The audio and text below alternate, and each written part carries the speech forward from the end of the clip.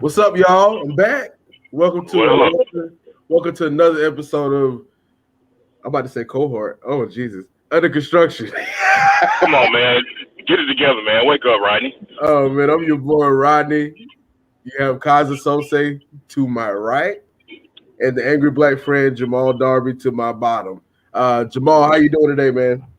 I'm doing wonderful, man. It's 68 degrees, wonderful weather here in the QC, man. Can't complain. I just need the Hornets win today, man. I'll be even better. Good luck on that. Kaza, Right. how's your day, man? Yeah, pretty good. It'd be nice if the Hornets could pull one out today. If was a fifth. All right, guys. since the last show, the Hornets were 2-2.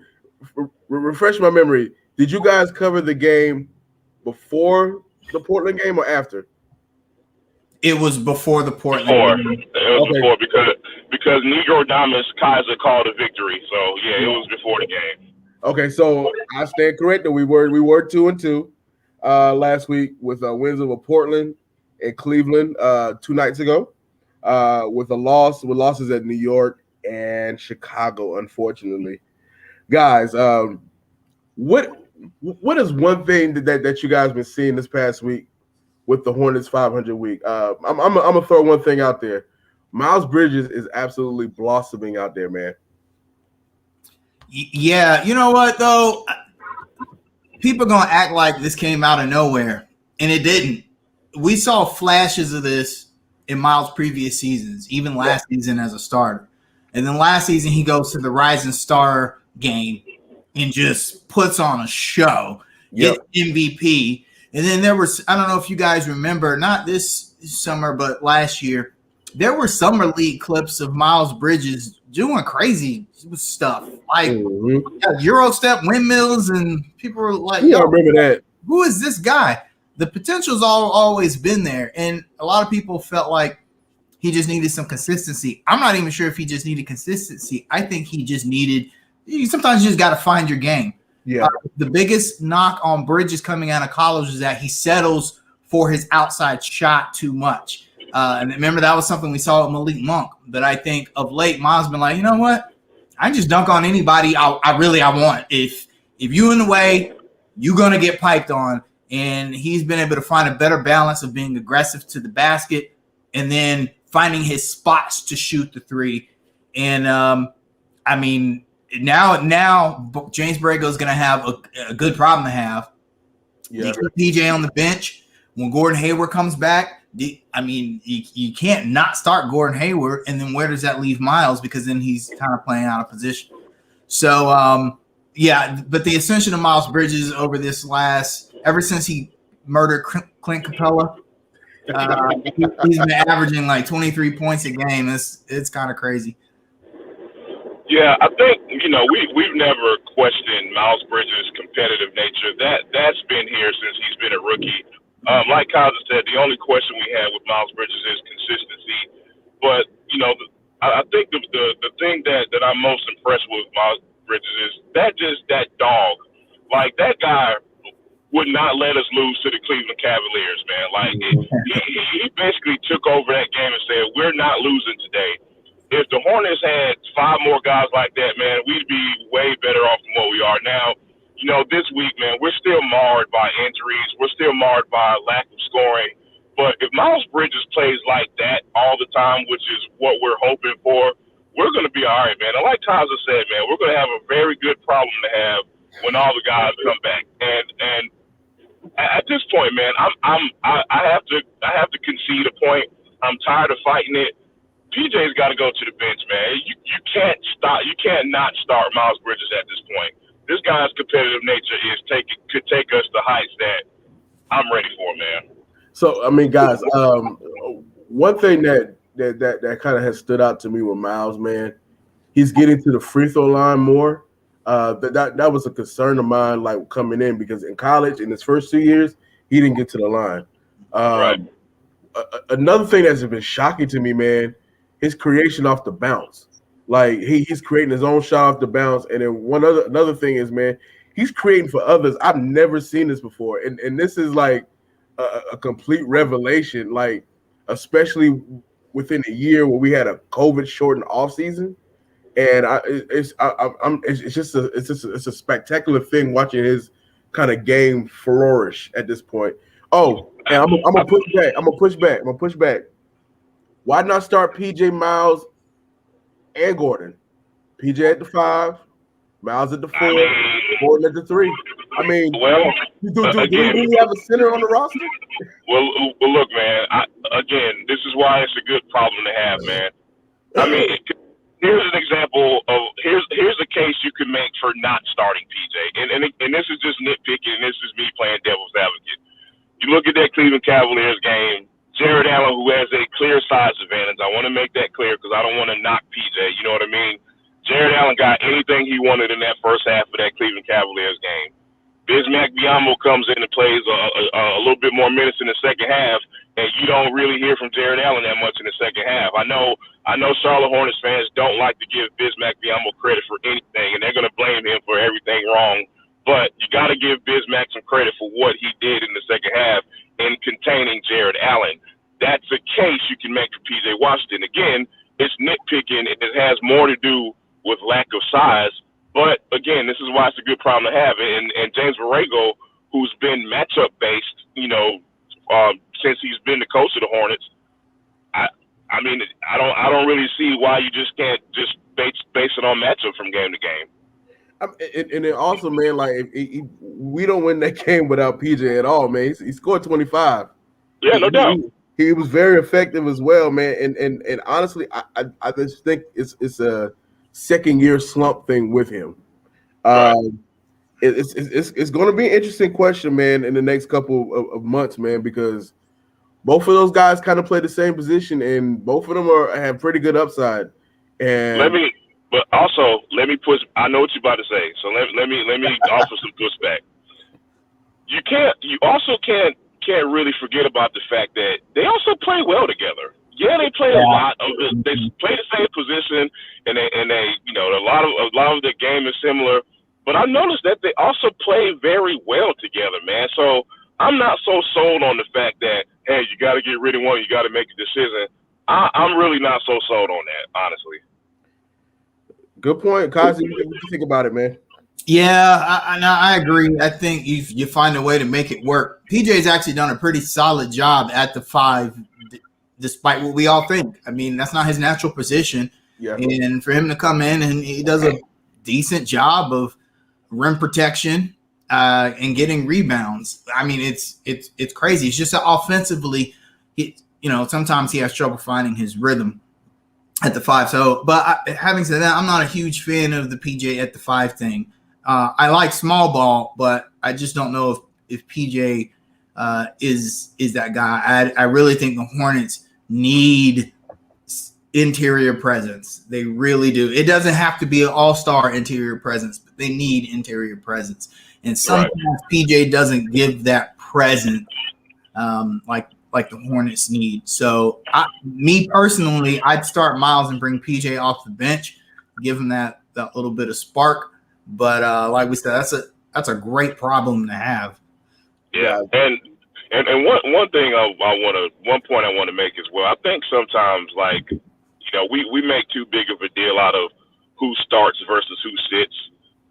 The minutes are going to be there for whoever produces, man. Right. It doesn't matter who starts, man. It's about who finishes the game. We said that a million times with this Lamelo Ball situation and the fans with that. We know how that went. But anywho, man, I think with the players that we have on this roster, another good thing about this locker room, I think a lot of these guys will just accept their roles, whatever they may be. We don't have a guy that's like, I deserve to start and I'm making this much money.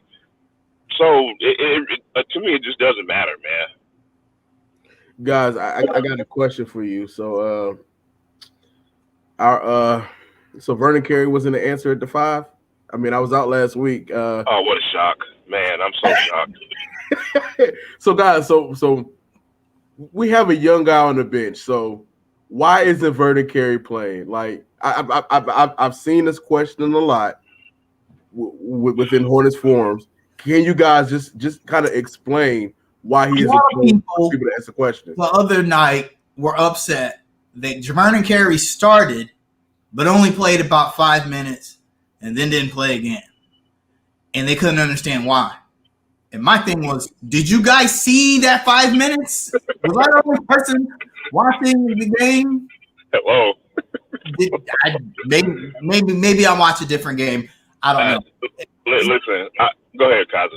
No, I was just gonna say Vernon Carey has a lot to learn, and the thing is the Hornets are trying to win games now. They're not in the mode to where they can say, okay, we're gonna lose anyway, so let's just let Vernon Carey go out there and learn by mistake. First of all, learn by mistake has never really been JB's thing, and it's not necessarily always a good thing to just let your guys go out there and make mistakes and learn that way. I think they're trying to win games, and Vernon Carey he didn't give us the best chance to win the last 2 games, unfortunately. And thank God Bismack Biyombo decided he wanted to learn how to play basketball like the day before, so or else we would have been in some real trouble against Cleveland. Couple of points I want to make, man. First things first, Rick Bonnell sent out a tweet this morning basically saying that JB is going to go to an 8-man rotation and he's going to trust his veterans and he doesn't have time for experiments. I couldn't said it any better, man. We don't. This team as it's constructed now does not have time to wait for a rookie to learn the NBA game on the fly. We are chasing a playoff spot. We are desperately trying to get out of that play-in situation. So why in the world would JB or anybody else in his organization say, hey, you know what? Let's let this rookie learn on the fly right now. It doesn't make any sense. Now, to the Knicks game where Vernon Carey starts the game, plays 4 or 5 minutes, and is quickly benched. If anybody looked at that first 5 minutes, Julius Randle was gonna score 50 if Vernon Carey stayed out there. And not only that, but the time that Vernon Carey has been seen on the floor, whether it's garbage time, you know, whether it's against Brooklyn, whatever the case may be. I said this last week, man. Talent does not always equal that you're ready for the NBA game. And Kaza has said this plenty of times. The hardest thing to do for young players is to learn NBA defense. And that's what Vernon Carey is struggling with mightily. He gets lost on rotations. He doesn't know when to switch. He's always on the wrong guy. And that's things fans don't pay attention to, but things that are very important. And I don't know, again, like Kaza said, I don't know if people were watching the same game we were. He was clearly lost out there, man. I thoroughly agree. Hey, but I will say, I think next season he'll be ready. Yeah, we have a proper summer league and a preseason. I think he's going to take a sizable jump. There's enough potential and enough flashes there to where JB sees that. The team, they see that. It's just now's not the time. Right. What does our main man Jerry V say all the time? Like sometimes young players give you wow moments. And Vernon Carey gave us a wow moment, but it doesn't mean you're ready yet. And guys, we're not rooting for Vernon Carey to fail by any means. We're just simply saying he's not ready yet. And like Kaza said, I can't wait until a full off season happens and these kids can really, really learn the NBA game. I'm looking forward to the future with Vernon Carey, man. Got you. Speaking of struggling, we have a veteran on our roster that has been struggling for the past 3 games. I think you know where I'm going with this. Devontae Graham on Friday night shot 3 for 16.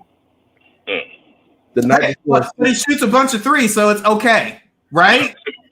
That's what everyone in the Hornets group is telling me.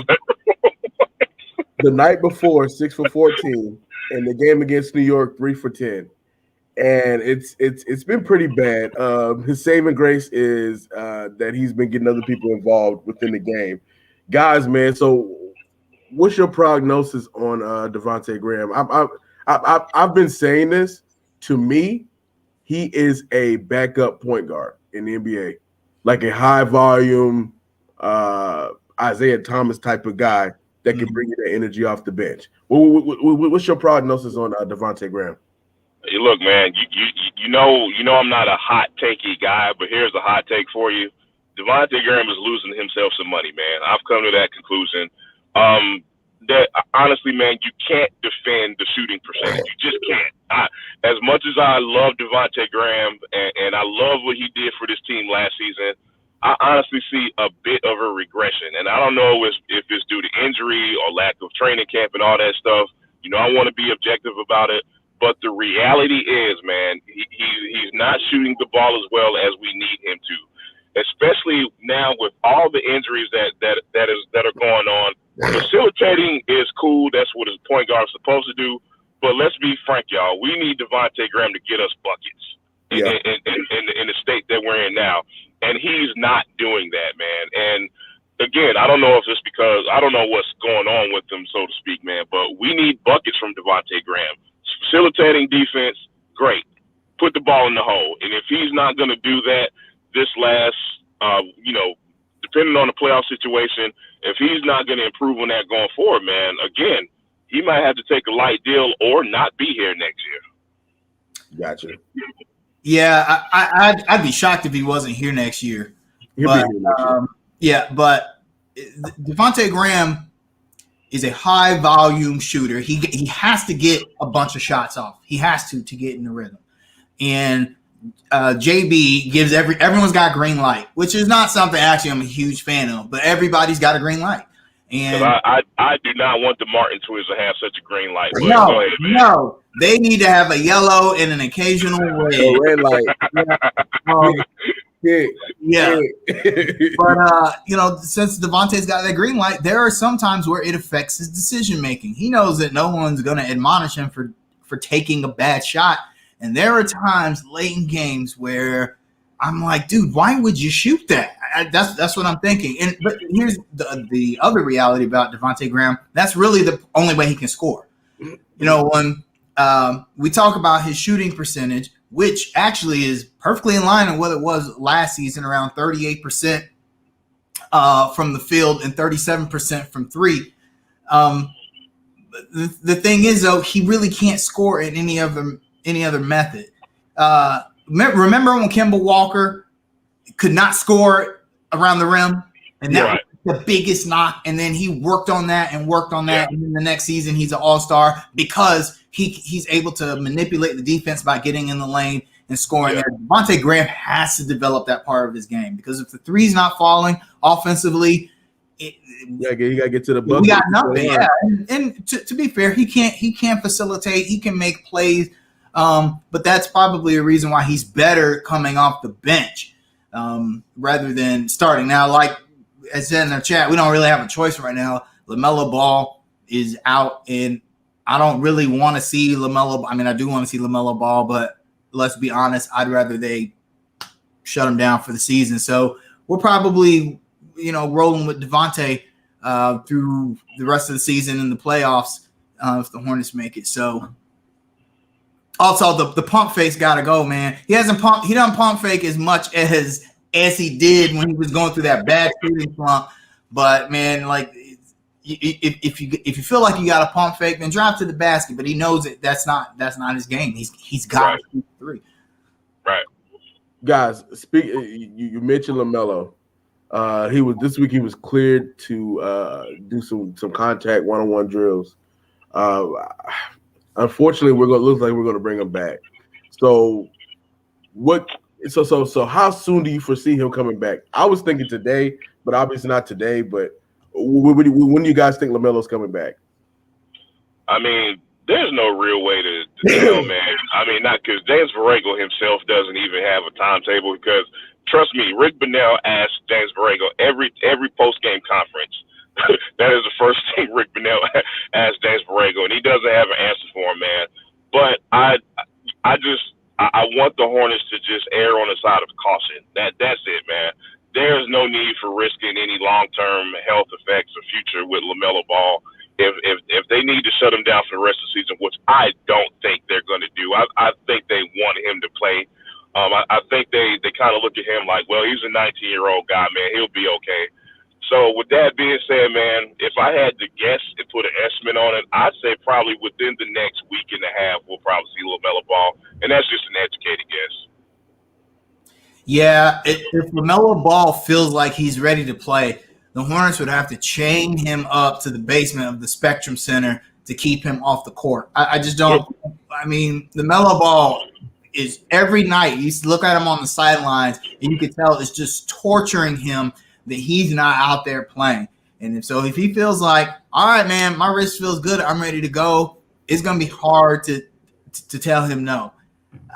Having said that, though, a lot of times the reason that players get an injury history is because after that first injury, they're not in game playing shape. Now, if they say there's no risk of re-injuring that wrist, that's great. But LaMelo Ball hasn't played competitive basketball in 2 months. He's not in shape. I know he's only 19, but he's not in shape. There's other things he can injure, hamstrings, the ankles. Why not just wait? Just wait. I just feel like you're talking about maybe the best pick we've had in 25 years. 5 years, yeah. Just wait. He'll be fine. Michael Jordan missed the end. Well, actually, Michael Jordan came back. 53 points against the playoffs. Yeah, he broke his leg. So never mind. Yeah, but if it were me, yeah, I'd like to see the Hornets err on the side of caution. Like you said, I don't think they will. I foresee him being back next week, but it's really going to depend on how the standings shake out. If it looks like we have a chance to grab that 6th or 6th to 4th spot, I think he plays. If it looks like we're just going to have to play for the playing game, I think he sits until then. I honestly, I'm looking at the calendar now, man. I'm thinking this upcoming Wednesday versus Boston, or Saturday versus the Pistons at home. It's coming. It's coming sooner or later. And speaking of injuries, man, we still got Malik, Gordon. They're out. So I just don't know at this point, man. Yeah. No, and Kaiser brings up a point that you could kind of make for those players as well.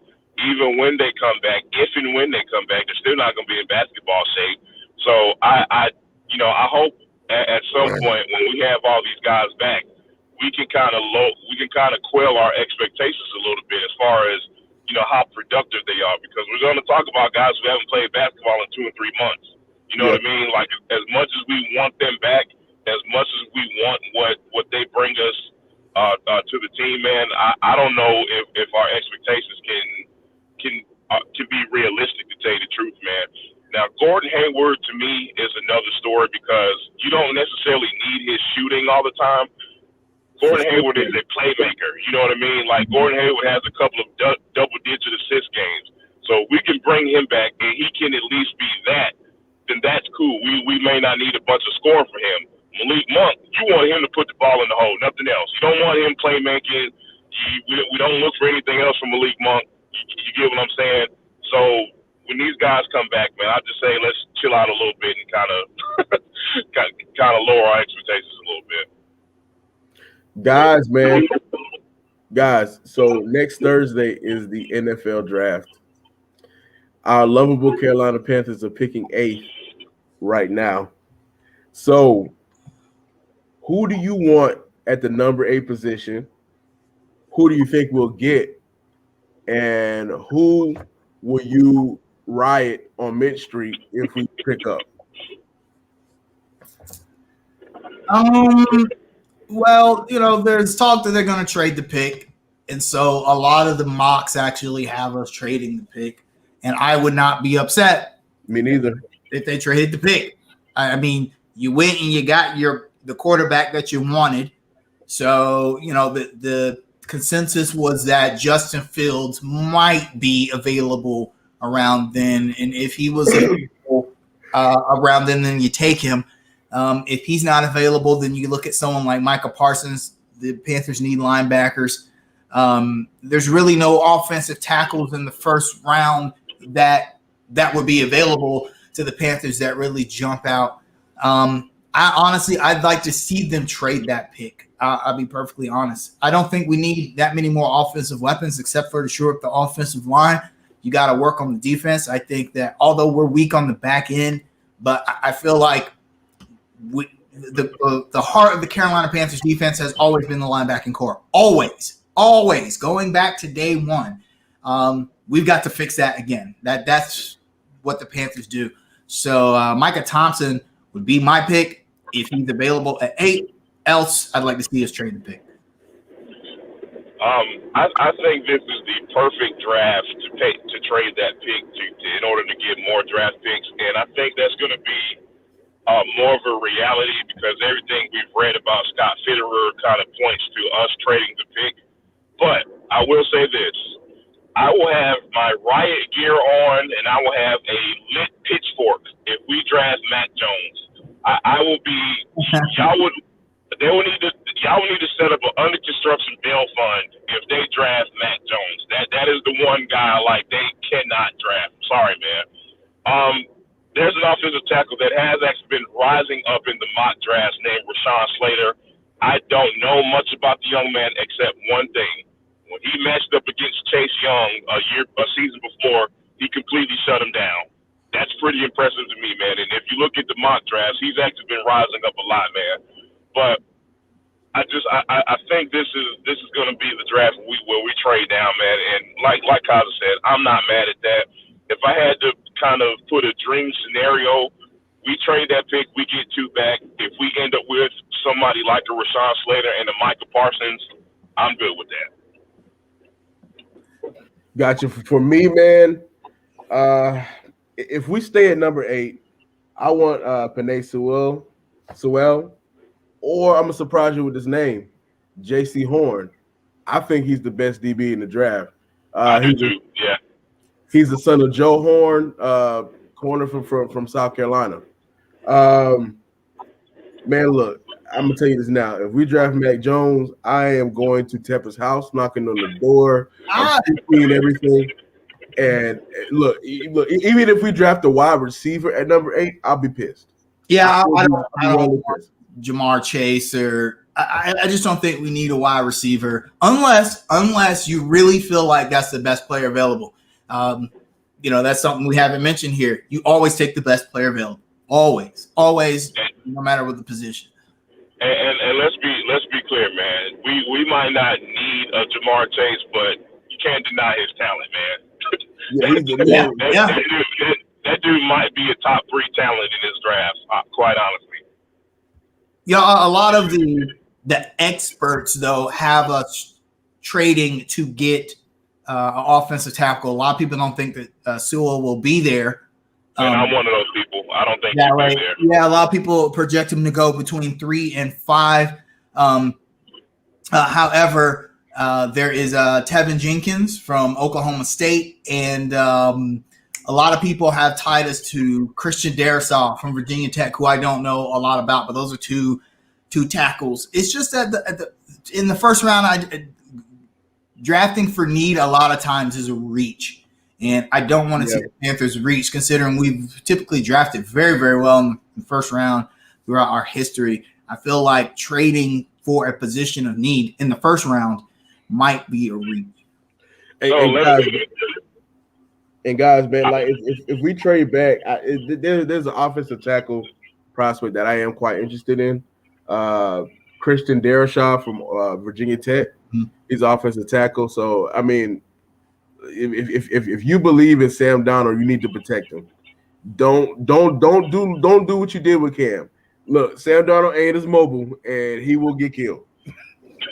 But then the fans are gonna say, "Oh, Teddy didn't have that offensive line that Sam Darnold had."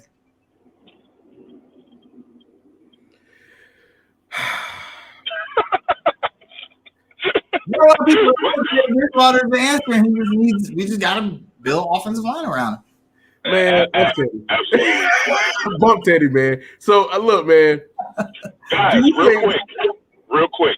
I'm sorry to interrupt, man, but I think we need to bring this up. So, a couple of weeks ago, I told y'all about a rumor floating around that the Denver Broncos are interested in trading for Teddy Bridgewater. Now, I don't know if that means the number 9 pick. I think we all were like, oh, hell no, I wouldn't trade the number 9 pick for Teddy Bridgewater. I think we all agree with that. But there is a strong rumor that the Denver Broncos are interested in Teddy Bridgewater. What do you think they would offer the Carolina Panthers realistically to get Teddy Bridgewater? I think a 4th rounder. And I'll take it. I'd gladly take it. I'll take anything. Yeah, I mean, what else are you gonna get from him? For him, I think a fourth round. Although I think Teddy could be worth maybe a third. That's about as high as conditional third.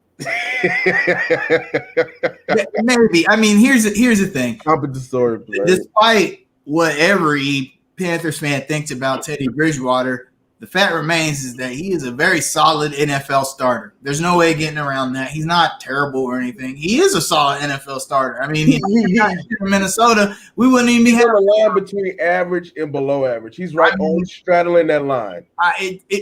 Teddy needs a team around him to be good. Okay, that's the difference. I'm not sure if Teddy can quite elevate a team. We saw what he did in New Orleans when he had, a good Saints defense and a good offense around him. I mean, he went 5-0. Same in Minnesota. Had a great defense there. Had some great offensive weapons. So, if you're saying that a solid NFL starting quarterback, what is he worth? The most valuable position maybe in all professional sports. Third. I think you could get a third for him. I think if you're the Panthers, you try and get a third for him, and then if they don't barge on, then you take the fourth. One thing kind of complicating that is that you do owe him that money this year, and they could want you to eat some of that money for that third. But would you be willing to do that? No. You know what? If the Panthers do that, I don't ever want to hear anything about Michael Jordan contracts ever again. Ever again. If we eat money off Teddy Bridgewater's $63 million deal after he done played one season, I don't want to hear anybody else talk about bad Charlotte Hornets contracts ever. Right. Hey, man, look. Charlotte, Carolina, the Panthers are Charlotte's football team, man. I mean, they get the benefit of the doubt. It's crazy. The Hornets aren't it at this point. You know that. I think there's about to be a shift, though. Man, look. The NFL hold is so strong, though, man. Like, yeah, but if the Panthers, I really don't see it fully flipping. It might be half and half, but it never. I don't think Charlotte will ever truly be a Hornets town again. I agree with that. That it's not going to be like it was from 1988 to 2002. That was something special in the league, not just for the city of Charlotte, but just like in NBA history. That was something special. I don't think we'll ever get that again.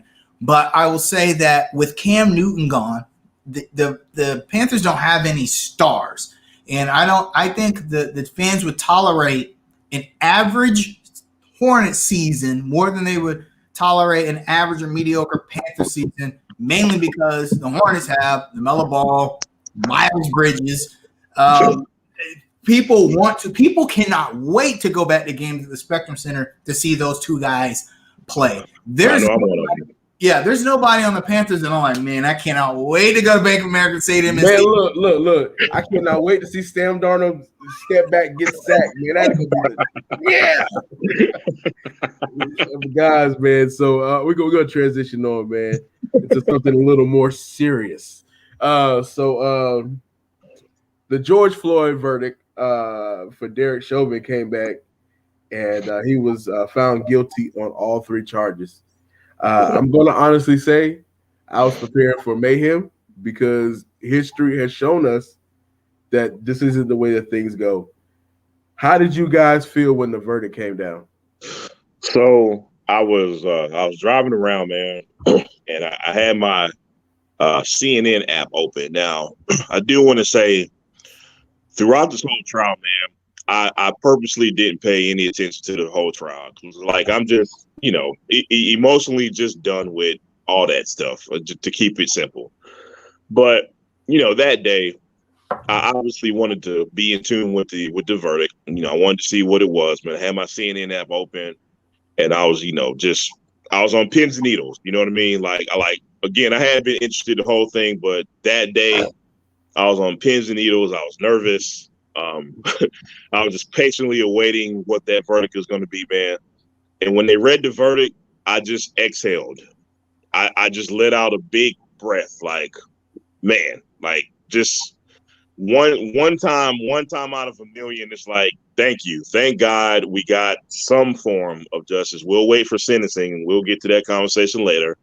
But it's just like, man, at least we got to this first step. At least we got to the point where some form of justice was served, man. And it was more so a relief. I wasn't overjoyed. I wasn't, like doing backflips because of the verdict, whatever. I just let out an exhale, and I think a lot of people kind of felt the same way, man. Yeah, I was a little surprised, just because we've seen this movie, too many times. Yeah, it feels like so I was a little surprised, but at the same time, I really think that this verdict came down to there was fear that there would be mayhem. We knew the nation was going to explode if they found him not guilty. That was just going to happen. Yeah. And I think there's a part of me that thinks that the system, I'm trying to not get too tinfoil hattish here, but the system felt like Derek Chauvin could be a sacrifice in order to maintain some peace for once. Right. I mean, he's just one cop out of millions. And yeah, he didn't, even other police officers aren't rushing to support him like we normally see, because they say, we saw the testimony during the trial. People are like, that was against procedure. That's not what we do. Da, da, da. And so I think a lot of the system felt like, okay, we'll let them have Derek Chauvin. But, Malcolm X has this great saying, one of my favorite quotes ever: "Don't stab me in the back with a 12-inch knife, pull it out 6 inches and call that progress." In fact, don't pull the knife out and call, that's not progress either. Progress comes with healing. And it's gonna take a long, long time. This was, don't get me wrong, this was a great baby step forward. But like Anthony said in the comment section, 6 more people were shot and killed by police across the nation in the 24 hours after the verdict. We got a long way to go, and we can't be placated by this decision. Like I said, the system may have felt like, okay, here's your sacrifice. Here's Derek Chauvin. Okay, that's not good enough. What about the next guy and the next guy? And we got to keep doing this until the whole system changes, and until police work across the nation is reformed. It's going to take a lot of work. I want to quickly speak to one point, man, because you before this, you had a lot of people saying that, hey, protesting doesn't work, and rioting doesn't work, and voting doesn't matter, and this doesn't matter, this doesn't matter. I think in this case, all of that mattered. Every show of solidarity when it came to not only just this case, but previous cases, I think it mattered to this. And like Kaz alluded to, man, I think the system felt that pressure from the people for once. Mm-hmm. And, man, it's easy. And I'm speaking for myself. I don't know if I'm speaking for anybody else, man. It's easy to get numb to all of this. It's easy to stop caring about everything that's going on because we see it so much and it beats us down emotionally. But people have to continue to keep putting pressure on the system. And we can't get complacent and act like none of that matters, because I believe all of that did matter, at least when it came to this case, man. Me personally, man, I was on Clubhouse listening to something, just kind of talking with people about some crazy stuff, like some top 5 small forwards, all that, something like that. and they were like, "Yo, they just announced they're gonna do the Chauvin verdict," and I immediately kind of got sick because I thought I knew what was gonna come. Right. And just sitting there, kind of watching it. Me and my wife just sitting in my office. I got a tear to my eye because, like, at first, because I never in my lifetime, man, I'm old enough to remember Rodney King. We seen him get his tail whooped on camera, and they get vindicated and let off, and other incidences. But then later on, I immediately thought, man, like, there are gonna be repercussions to this in the streets. Like, you look at like Georgia Turner Blue, for instance. Like I told a lot of my friends in Georgia, I'm like, you can celebrate now, but the fight ain't over. Right. And immediately afterwards, you got the governor passing all these laws. You actually you go back and look at North Carolina after they turned blue. You go back, more gerrymandering, things to block you. Essentially, I'm saying the fight isn't over at this point. There's going to be more pushback, and we have to be ready to withstand that pushback and kind of fight back at a point. And I wish more people would kind of wake up and realize that point. To Anthony's point, like Kaza said, 6 more people were shot. One right here in Morehead City, North Carolina. They're refusing to release the body cam footage and everything. We have to come to the point where we get to the root of the issue, and we just kind of figure out where do we go from here at this point. And it's sad, but I mean, the fight ain't gonna be over in our lifetimes. You know what's crazy? Our children. You mentioned Rodney King, and I remember that like it was yesterday. I remember the lead up, yeah, and then I remember going to school and us watching the riots, the LA riots, the day after the verdict. That was 30 years ago, 29 years ago. What's changed? Nothing. Not much. Nothing really changed in 30 years. And what's crazy, if you look at the 30 years prior to that incident from 1962 to 1992, nothing changed. Nothing changed. Cops still beating up, killing brown people in the street. It's a deep rooted. The system is just so ingrained in our society. We're gonna have to. To me, the fight gets harder from here. It really does. Because the system's always gonna feel like they gave us one. Right. I have to say this, man. The one thing that I will say, and I mean do mean the one thing that I say is different kind of these days, more than it was 30 years ago.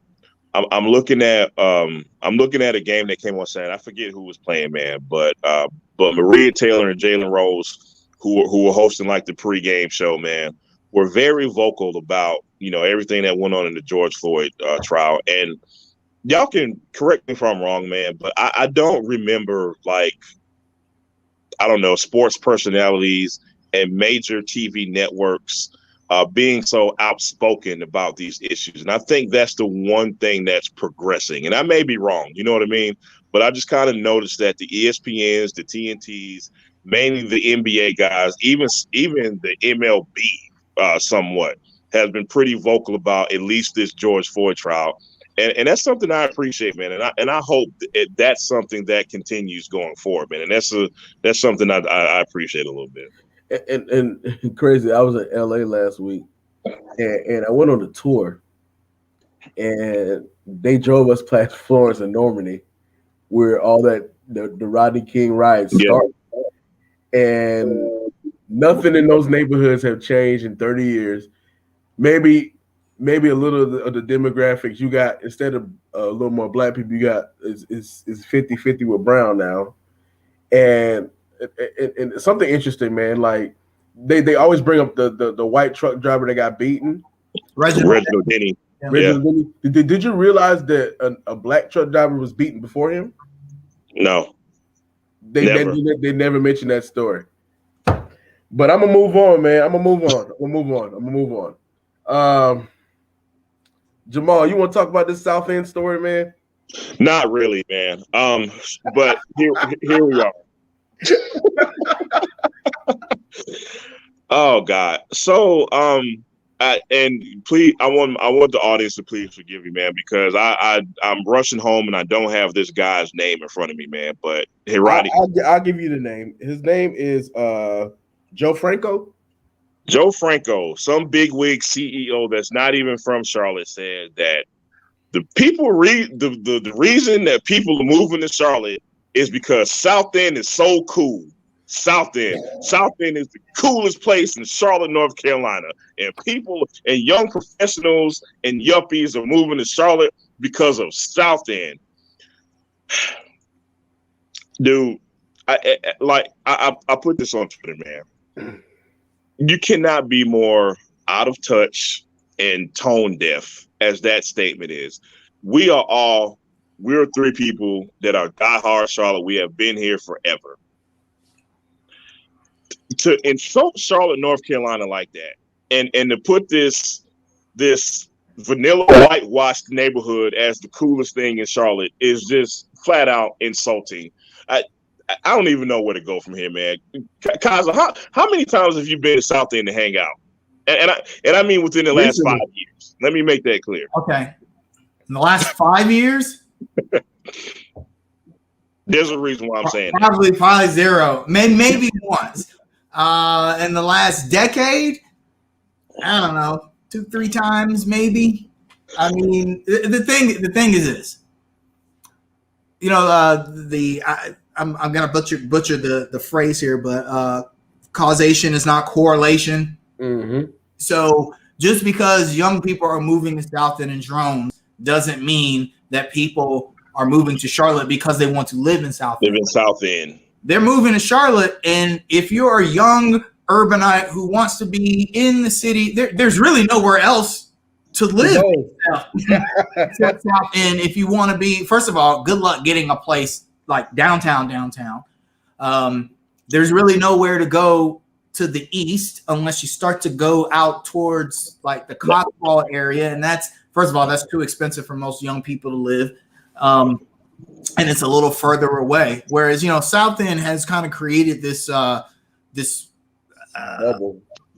like a train of condos from downtown all the way down to Remont Road. Also, the light rail runs along that route. Yeah. So, you know, that helps as well. I don't think trust me, nobody in the world is going, man, I need to move to South End. Nobody in Charlotte is saying, man, I need to move to South End. Nobody did that. If I had to pick the last place I would live in Charlotte, it would be South End. And look, this is coming from a 40-year-old black man. Maybe it's different for a 25-year-old. I want to make that clear. But I think it's insulting, man, because Charlotte has other cool sections. And I hope that was kind of more of a middle finger to insult to those sections. You know what I mean? Like, why does South End, you know, have to be? Why does it have to be the place to be, man? Why is there no mention of No Dog, Plaza Midwood, who are way more inclusive and have way cooler things to do than South End? South End is just like this soulless place where. Let me tell you why. It goes along the lines of, this is where white kids are moving to, not like look, Charlotte is increasingly becoming more diverse. We are almost 50%. It's almost 50%. We're about 40% black, 35-40% black, and about 15% Latino. Close to 40% black, yeah. That's what I'm saying. And it's just like I look at articles online all the time. And it's crazy. Like, what does the average male in Charlotte wear? Well, the average male in Charlotte is probably a minority, and they don't wear what you're talking about. Right. It's just always funny to me, and it's just like sometimes, I'm not saying all, but sometimes white people just kind of focus on their people group a lot, and just not inclusive of other groups. Like, as far as South End, man, like if you guys remember, like 20 years ago, you don't want to be caught. You better not be in South End tonight. 5 years ago, you didn't want to be caught down at the very end, down by where Remont Road is. You get robbed. You get robbed down there. And it's just like these places are gentrifying quickly, and when they gentrify, they become bland. They become technically kind of mean the same people live there. Right. And it's just like, you know, though, hold on. I'm going to give a little bit of pushback here. We're going to shift the conversation a little bit. West Boulevard, that shopping center that the feds have talked about seizing. Oh, yeah. If you're in Charlotte, you know the intersection. You just hate that red light. That Chinese place been in business for 42 years. I don't know. God bless them. They selling drugs or something out of that. I don't know. But for those of you who don't know, the FBI has come down and said that particular intersection is what they've described as an open air drug market I think they said 21 drug-related shootings and deaths in the past decade. And to the point where they're talking about the federal allowing the federal government to seize that entire block and do something with it. The details are murky because they're just talking about it right now. So when I think about gentrification, it's always a double-edged sword. Imagine you live in that neighborhood. Wouldn't that sound like good? And I'm not, don't get me wrong, I'm actually not a proponent of the government swooping down and taking private property. I don't like that precedent. But you are a proponent of improving an area that Yes. So let me ask you a question. Like, a lot of the times gentrification includes like, okay, so we live in this neighborhood, this area, and we never had a grocery store, an adequate grocery store. We never had, we basically live in a food desert and everything like that. So gentrification is like you telling me you weren't valuable until white people moved in. I mean, that's fair. And I think there's a balance here. And gentrification is usually very unbalanced because what does gentrification usually do? It usually kicks us out first. There's usually not minimal improvements. There's always like this drastic. Exactly. There's always like this drastic change when it comes to gentrification. And I kind of fear that same thing is going to happen with that area Kaz is talking about, which again is a double-edged sword because that area obviously needs to change. But I fear that it's going to be so drastic and those property taxes are going to be so high that people's grandmothers and people's mothers who own houses for 34 years are going to be forced to move, man. And it's been the people. Gentrification is not for the people that are in those areas already. Right. They are for people who coming in. Exactly. And that's the only issue with gentrification I see. If the federal government or the local state government does come down and seize that block, maybe someone will have a heart and gentrify it for the people that are already living there. Like you said, those mothers and grandmothers and families that have houses that they've owned. House ownership, property ownership is not something that is prevalent in the Black community, especially communities like that. Maybe we can find a way to make things better for those people and remove the criminal element from those areas. Guys, I got a question for you. Got a quick question. Does capitalism have a heart? No, never. No. Never. Okay. Never has. Money has no feelings. Hey, listen, man. I want to make one more quick point about Southend. I want to say 10 years ago, man, Southend actually used to be cool. And kind of cool. Yeah, it was kind of cool. And this is where I'm talking about with drastic changes. Maybe 15 to 20 years ago, like we all said, you don't walk through Southend at night, 15 to 20 years ago. But 10 years ago, there was a balance. And Southend was a very diverse place to hang out. I remember there was a place called Apostrophe Lounge that was Black owned for a while. Kazi, you've been to Apostrophe Lounge. Apostrophe Lounge was a very cool place to hang out. There was a place called Dharma Lounge, which was very inclusive. Common Market. All these places all of these places were very inclusive for everyone. Everyone was welcome at these places. And as time went on and gentrification went on and in this big ass building on the corner of Camden and Tryon showed up and this other fancy food place next to it showed up and these drastic changes start happening, it became less and less inclusive. And now you got these douchebags like this CEO saying that Southend is the greatest thing on earth, man. So it's just interesting. Hey, as long as Price's Chicken Coop they better not move that.